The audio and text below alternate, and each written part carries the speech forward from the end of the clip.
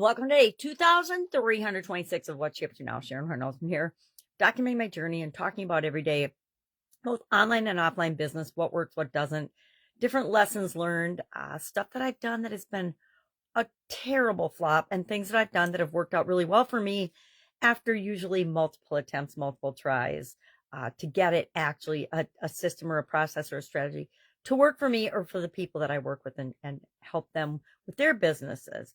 So today we're talking about effective communication and the Let's Grow Annual Challenge private Facebook group, the Let's Grow Annual Challenge. We have a private Facebook group. We have a private Facebook group page where we have a couple of guides that number one has the videos. Guide number two has a write-up every day, which I am 100% open to that. I am creating on ChatGPT, not editing, just sharing, just to add some supplemental information to the topics that we have every day. So there's one in guide two about effective communication. We talked about, I think, 7 or 8 different communication strategies that we can use to be more effective in our communication. And we're going to rate ourselves today on a scale of 1 to 10, where we think we're at right now on them. Just like everything else, it changes all the times. It ebbs and flows. Sometimes we're great communicators, other times not so much. It usually depends how much emotion is involved around the relationship or the communication, whether we are excellent communicators or not. I find when I am supercharged in a negative way emotionally, I am not a very effective communicator. So if I'm having a bad day or if something bad happened right before I interact with somebody, my communication skills, if I haven't taken enough deep breaths, may not be exemplary. Or if somebody harms me or my children or my grandchildren, guess what? All bets are off. Effective communication flies out the window. So we're talking about that today with respect to relationship growth. We're focusing on relationships this month in the challenge and growth with respect to our relationships, because this year is all about doing one thing every day to grow.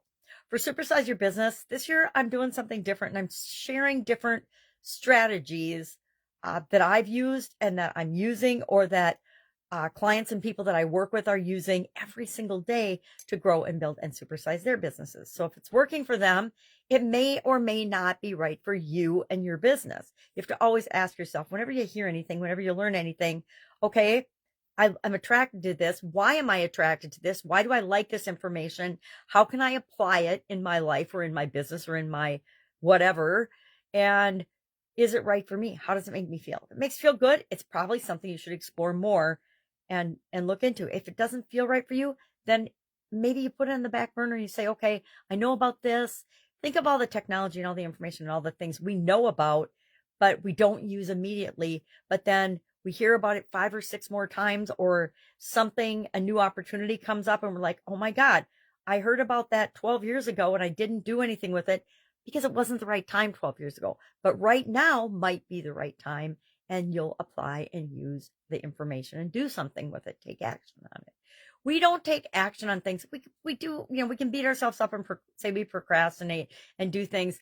But if the thing was right for us, we would act on it. So I think we need to, like the weather, stop beating ourselves up because we haven't done things in the past. The past is gone. We can't change anything we did do in the past. We also can't change anything we didn't do in the past. So if we're beating ourselves up because we missed an opportunity, that's just a waste of energy and time, right?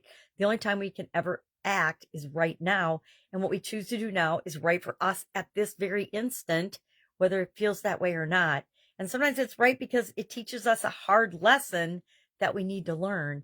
And other times it's right because it's right and it feels right. And the stars all align and we make the choices that are right for us.